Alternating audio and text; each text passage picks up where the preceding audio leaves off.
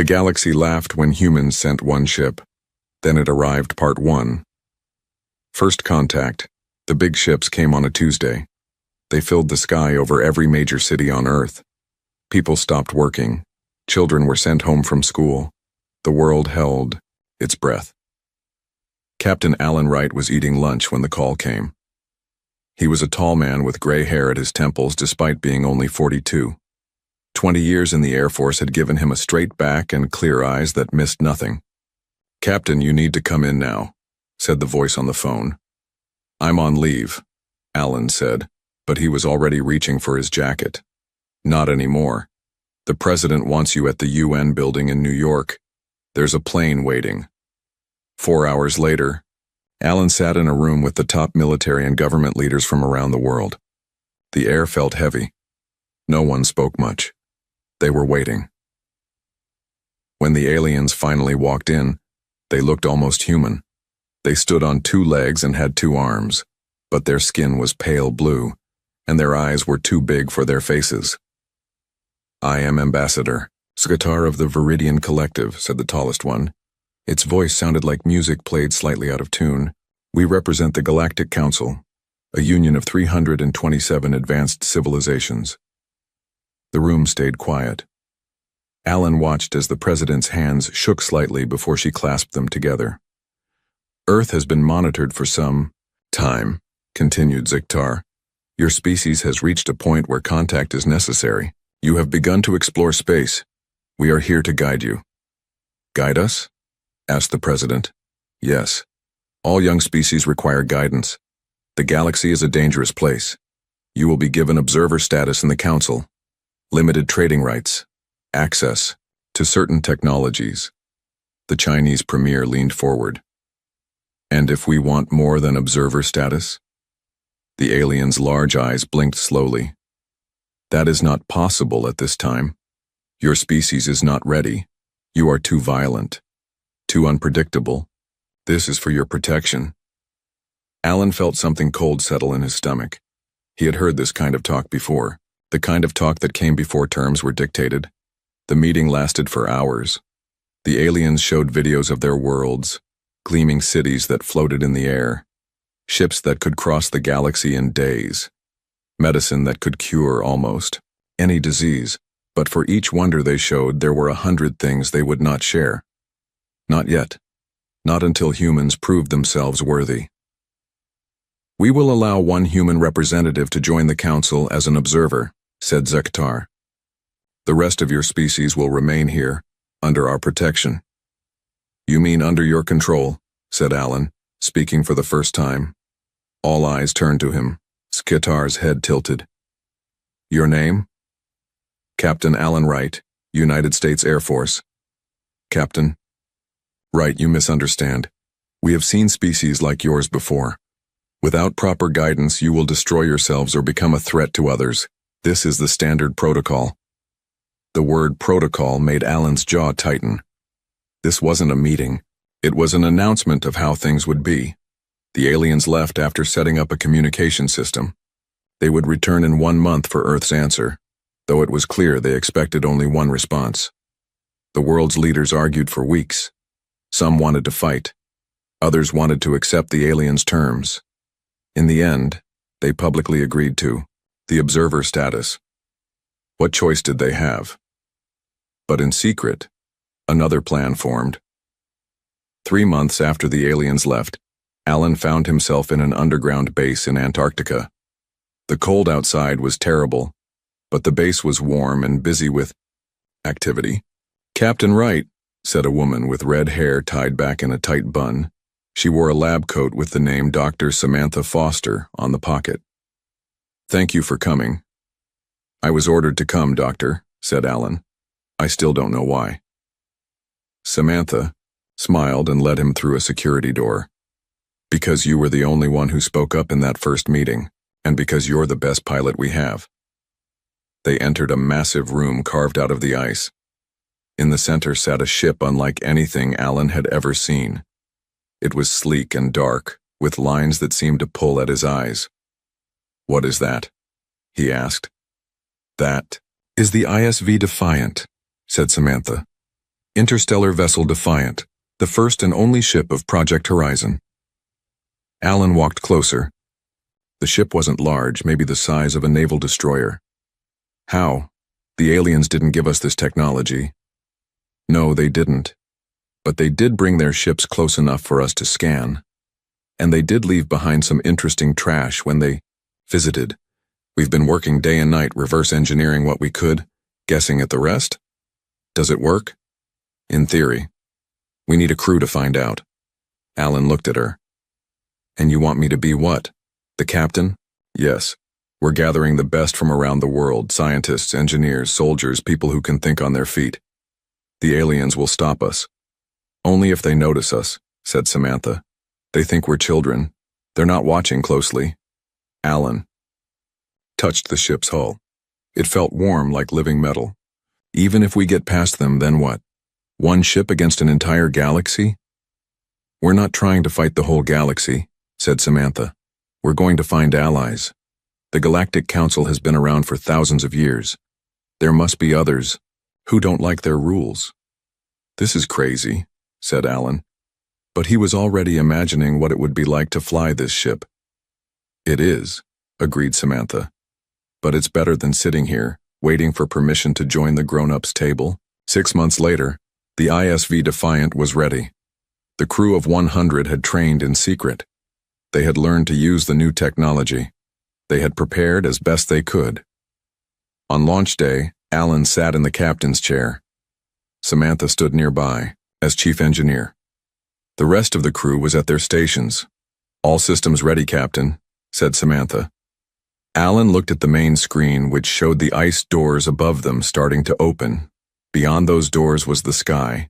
Beyond the sky was space. And somewhere out there, a galaxy that thought it knew what humans were capable of. Let's prove them wrong, said Alan. Launch the ship. The ISV Defiant rose from Earth silently, its advanced engines leaving no heat trail for the alien monitoring stations to detect. By the time anyone noticed, the ship had already jumped into deep space. In the Galactic Council meeting hall, an aide whispered into Ziktar's ear. The ambassador's large eyes widened briefly. The humans have launched a ship? He asked. One ship? The Galactic Council members looked at each other and laughed. What could one human ship possibly do? They would find out soon enough. The galaxy laughed when humans sent one ship. Then it arrived part 2. The outsiders' 5 years passed. The ISV Defiant traveled farther than any human had gone before. The crew had seen amazing things, stars being born, planets with rings of ice, and strange space creatures that lived between the stars. Captain Alan Wright stood on the bridge looking at the main screen. His hair was completely gray now, but his eyes were still sharp. Captain, we're approaching the Orion Arm, said Lieutenant Greg Adams from his station. We're outside Galactic Council space now. Alan nodded. This was what they had been waiting for. A chance to meet other species without the Council watching over them. Sensors are picking up a planet with signs of advanced technology, said Catherine Daniels, the ship's science officer. She was young with short black hair and was the smartest person Alan had ever met. But there's something strange. The technology is advanced, but I don't see any space travel. Let's take a closer look, said Alan. The Defiant moved closer to the planet. It was beautiful with purple oceans and red lands. Cities spread across its surface, connected by fast trains that moved on tracks of light.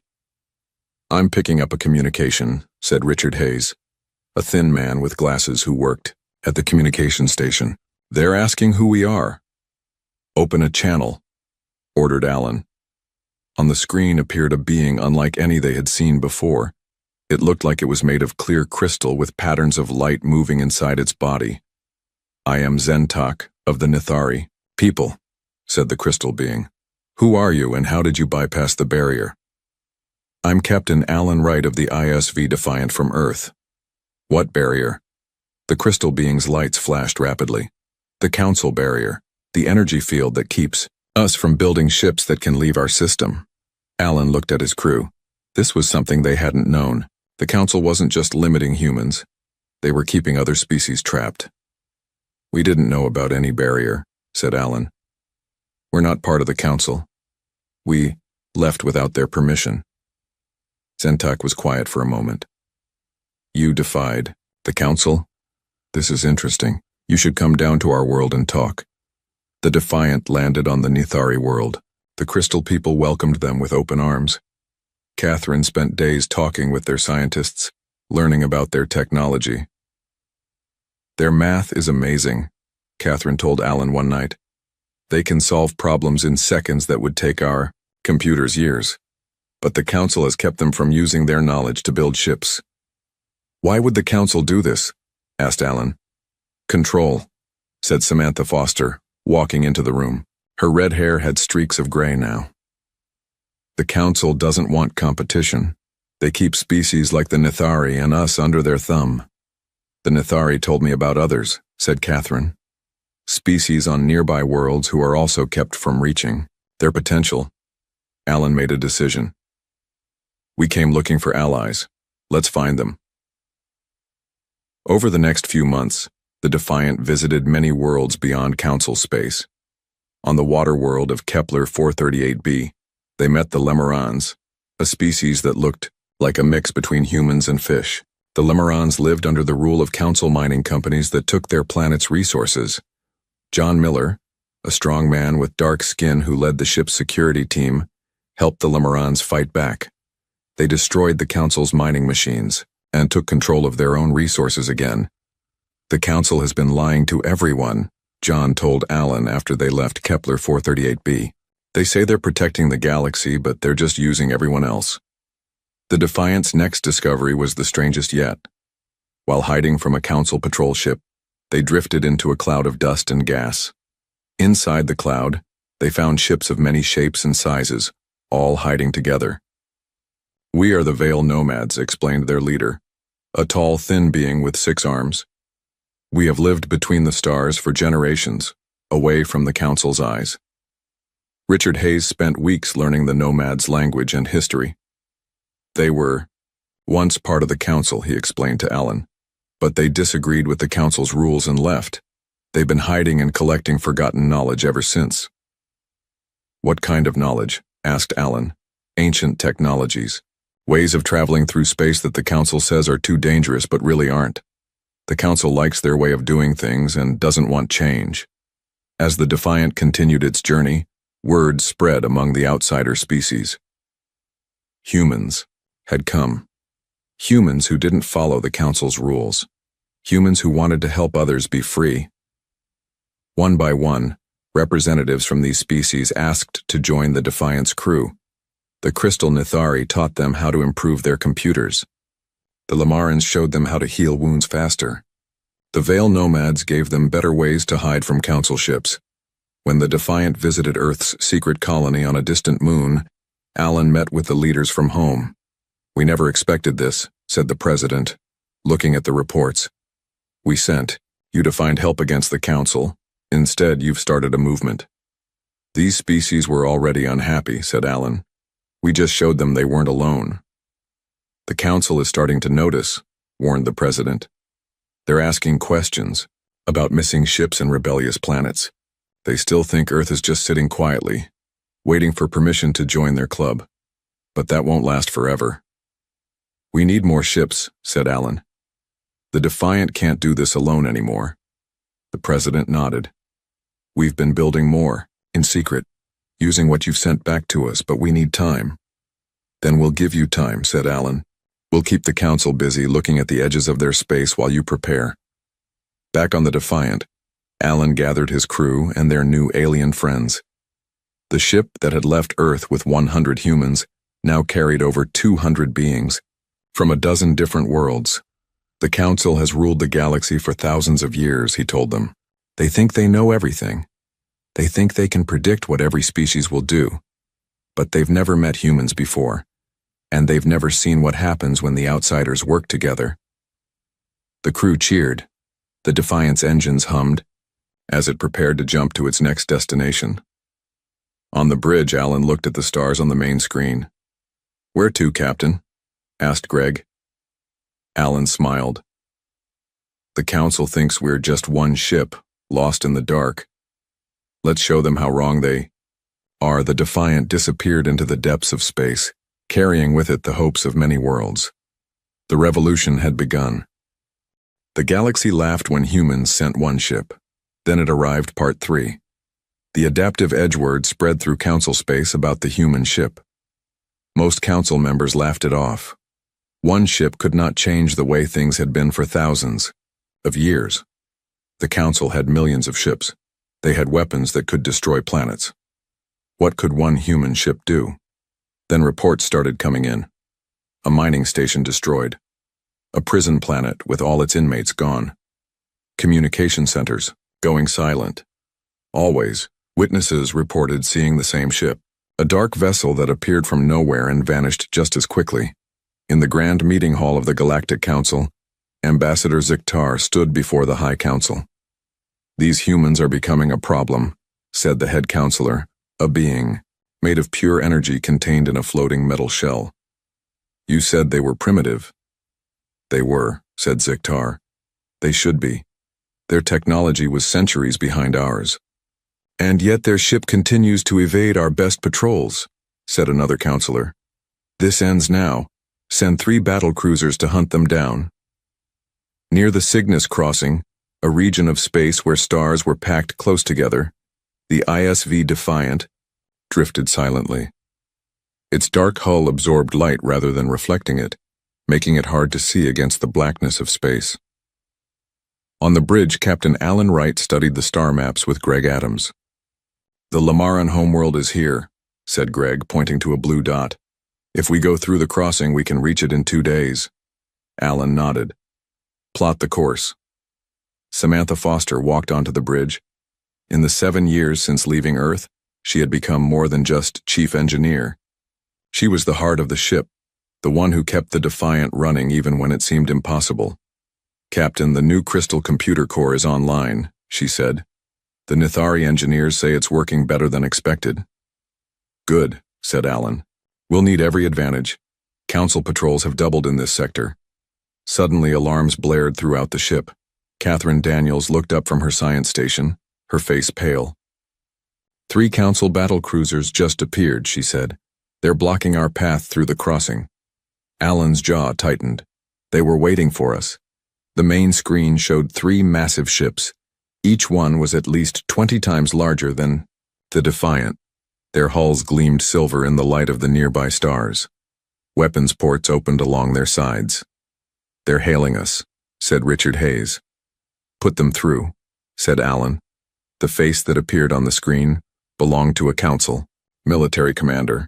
His skin was deep purple and his 4 eyes blinked in sequence. "Human vessel," said the commander. "You have violated council law. Power down your engines and prepare to be boarded." Alan stood straight. "This is Captain Alan Wright of the ISV Defiant. We claim the right of free passage." "There is no such right for unregistered species," said the commander. "This is your only warning. Surrender or be destroyed." The screen went dark. "They're charging weapons," reported Catherine. Alan looked around at his crew. Humans stood side by side with Crystal, Nithari, fish-like Lemarans, and the thin, many-armed Veil nomads. Each brought different skills, different ways of thinking. Together they had done the impossible many times. "They expect us to surrender or run," Alan told his crew. "Let's show them what humans do instead." He turned to Samantha. "Is the new shield ready?" Samantha nodded. "The Lamaran biocircuits are connected to the Nithari crystal matrix, but it's never been tested in battle. No time like the present," said Alan with a small smile. "Security team to battle stations." Maria Collins, a woman with short brown hair who led the security team, nodded. "Ready, Captain." The first shots from the council ships should have cut the Defiant in half. Instead, the new shields absorbed the energy and redirected it around the ship. "Shields holding at 90%, reported Samantha. "They're firing again," said Catherine. The council ships launched a full attack. Energy beams and explosive projectiles filled space between the ships. The Defiant shook but held together. Their targeting systems are looking for standard shield patterns. explained one of the Veil nomads at the engineering station. Our shields don't work like theirs. Alan nodded. Let's use that. Maria, target their weapon systems only. The Defiant fired back. Instead of trying to destroy the much larger Council ships, they aimed for specific points. The Nithari crystal. Computers calculated perfect targeting solutions faster than any Council AI could manage. One by one, the weapon systems on the nearest Council ship went dark. They're bringing in reinforcements, warned Catherine. 2 more cruisers on the way. Time to show them our last surprise, said Alan. He looked at the Veil Nomad navigator. Activate the jump system. The Veil Nomad's 6 hands moved across the controls. Ready, Captain? The Council had faster-than-light travel, but it required massive engines and careful calculations. The Veil Nomads had discovered something different, a way to fold space for just an instant. Jump, ordered Alan. The Defiant disappeared. The Council ships fired at empty space. A second later, the Defiant reappeared directly behind the lead battlecruiser. Target their engines, said Alan. The Defiant fired again. The battlecruiser's engines exploded in a brilliant flash. The huge ship drifted, powerless. Second ship coming around, reported Greg. Jump again, said Alan. The Defiant jumped 3 more times, each time appearing where the Council ships didn't expect. With each jump, they fired at engines, weapons, or communication arrays. They didn't try to destroy the ships, just disable them. Within 20 minutes, 2 of the 3 original battlecruisers floated dead in space. Their crews were alive, but their ships couldn't move or fight. The third ship turned to run. Let them go, said Alan. We want them to tell others what happened here. As the last Council ship fled, cheers broke out across the Defiance bridge. They had done it.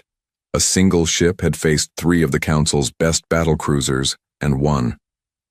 Richard. Hayes looked up from his communication station. Captain, I'm picking up transmissions from the Council ship. They're telling everyone what happened. No one believes them. Alan smiled. They will soon enough. Back on Earth, Dr. William Jackson stood in a massive underground hangar. Around him, 20 ships were under construction. Each one incorporated the lessons learned from the Defiant's journey. We just got the news, said his assistant. The Defiant won a battle against 3 Council battlecruisers. William nodded. Then it's time. Launch the first 5 ships. Let's show the Council that the Defiant isn't alone anymore. Across the galaxy, the news spread like wildfire. The impossible had happened. A single ship from a primitive world had defeated the Council's finest. And rumor had it, more human ships were coming. The galaxy had laughed when humans sent 1 ship. No one was laughing now. The galaxy laughed when humans sent 1 ship. Then it arrived. Part 4. The Council fractures. The Great Hall of the Galactic Council had never been so loud. Representatives from hundreds of worlds shouted over each other. Some demanded immediate action against the humans. Others called for caution. Ambassador Zikatar stood silently as the chaos unfolded around him. His mission to keep Earth contained had failed completely. Now the Council itself was in danger of falling apart.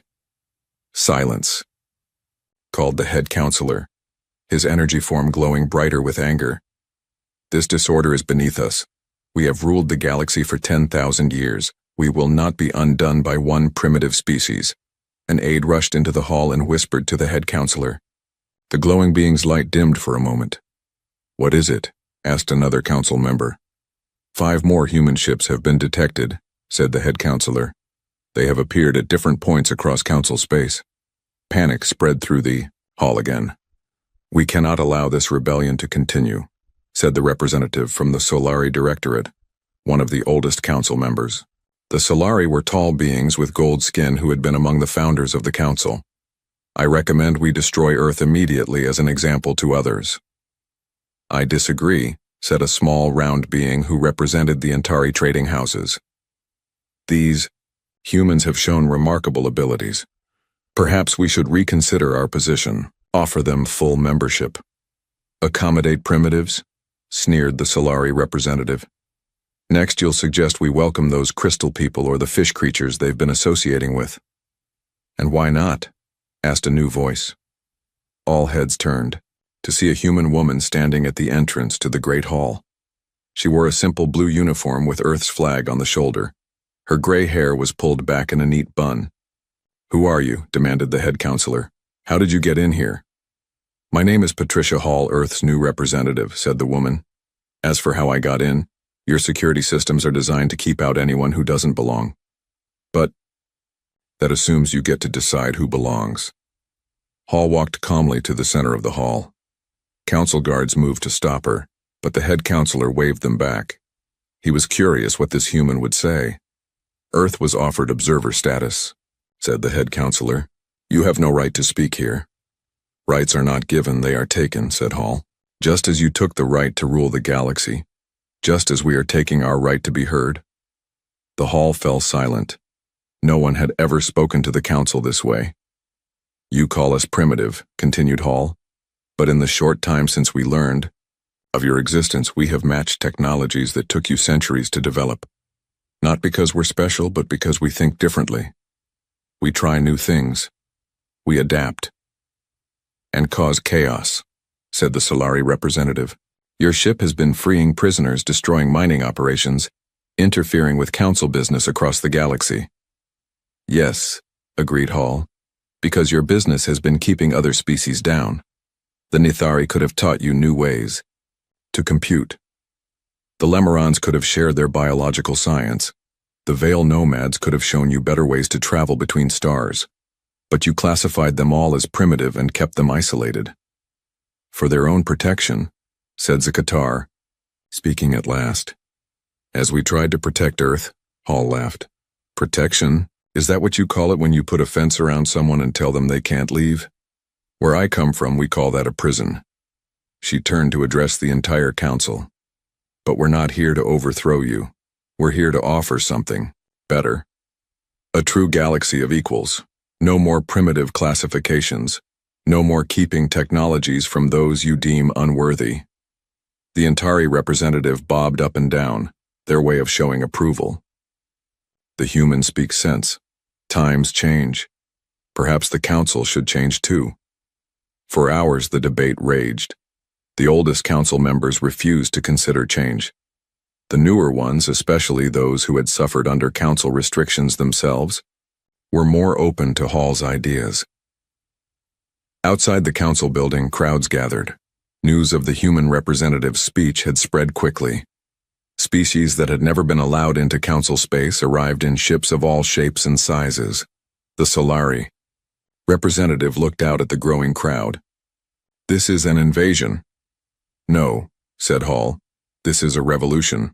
Peaceful, I hope. But that depends on you. Meanwhile, across the galaxy, the Defiant and the other human ships continued their work. But now they didn't hide. They openly visited worlds that had been kept isolated, sharing technologies and ideas that the Council had kept secret. Captain Alan Wright stood on the bridge of the Defiant, looking at the main screen. It showed a Nithari crystal ship flying alongside them. The crystal beings had built it in just 2 months once they learned how the Council barrier around their world worked. Beautiful, isn't it? Said Catherine Daniels, standing beside him. Alan nodded. 7 years ago, we left Earth hoping to find allies. I never imagined it would lead to this. Humans have a gift for bringing people together, said Catherine. Even people made of crystal or water or gas. On a small moon near the edge of Council space, Dr. William Jackson met with representatives from over 50 different species.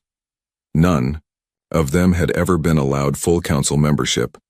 All of them had technologies or knowledge that could help others. If the Council won't change, he told them, then we'll build something new. A galactic confederation where all species are welcome, where knowledge is shared, not controlled. Back in the Council hall, the debate had reached a breaking point. The Council was splitting along ideological lines. The old guard, led by the Solari, refused to give up any power. The reformers, led by the Antari, supported Hall's vision of equality. This is your last chance, said Hall. Join us in building a better galaxy or be left behind by history. The head counselor's energy form flickered as he considered the options. For 10,000 years, the council had ruled without challenge. But in just a few short years, humans had changed everything. We will need time to consider these matters, he said finally. Of course, said Hall, but don't take too long. The galaxy is changing, with or without your approval. As she left the council hall, Hall smiled to herself. The old council was already dead. They just didn't know it yet. What would replace it remained to be seen, but for the first time in thousands of years, the future of the galaxy was open to new possibilities. And it had all started with one ship. The galaxy laughed when humans sent one ship. Then it arrived, Part 5. A new galactic order. 10 years had passed since the ISV Defiant first left Earth. 10 years that had changed the galaxy forever. The massive space station hung in orbit above Earth. It was built in the shape of a wheel, with spokes leading to a central hub. Ships of all kinds docked along its outer ring. Some were sleek and fast. Others were large and slow. Each one carried visitors from different worlds. Admiral Allen Wright stood at the window in his office looking out at the ships. His hair was white now, but his eyes still held the same determination they always had. Admiral, they're ready for you, said a young officer at the door. Allen nodded. Thank you, Lisa. Lisa Foster smiled at him. She looked just like her mother, Samantha, had when the Defiant first launched. Lisa had been only a child then. Now she was an officer herself. Together they walked to the main meeting hall. The room was circular, with seats arranged in rising tiers. Each seat held a representative. From a different world, there were over 500 of them now. Allen took his place at the speaker's platform. Beside him stood Ambassador Patricia Hall and other leaders of what was now called the Galactic Confederation. 10 years ago, Allen began, Earth was told to wait, to observe, to know our place. Instead, we sent one ship to find our own way. The hall was silent as everyone listened. That ship found more than we expected. It found others who had been told the same thing. Wait, observe, know your place. He looked around the room. Crystal Nithari sat next to fish-like Lamarans. The many-armed Veil nomads shared a section with gas beings who floated in special containers. Humans from Earth mixed with species from across the galaxy. Today we signed the charter that makes the Confederation official, continued Allen. Not a council that rules from above, but a group of equals who work together. Ambassador Hall stepped forward with a data tablet. The first law of our Confederation is simple. Knowledge belongs to everyone. Technology is to be shared, not controlled. Any world that joins us agrees to this. One by one, the representatives came forward to sign the charter. Some used hands, others used tentacles or light beams or mental powers. The method didn't matter. The meaning did. When the signing was done, Allen found himself standing with his old crew from the Defiant. Did you ever think it would come to this? Asked Catherine Daniels, now head of the Confederation's Science Division. Allen shook his head. Never. We just wanted to prove humans deserved a place at the table. Instead, we built a new table, said Richard Hayes with a laugh. Samantha Foster joined them, her arm linked with her daughter's, and everyone is welcome at it. The old council had not gone quietly. There had been battles. The Solari Directorate and a few other ancient species had tried to keep their power by force, but they found themselves facing not just human ships, but vessels from dozens of once restricted worlds. In the end, most council worlds had joined the Confederation. A few, like the Solari, had retreated to their own territories, closing their borders and refusing to participate in the new galactic order. As the celebration continued, Allen slipped away to a quiet corner. There he found a familiar, blue-skinned figure waiting. Ambassador Zikatar, said Allen, surprised. I didn't know you were here.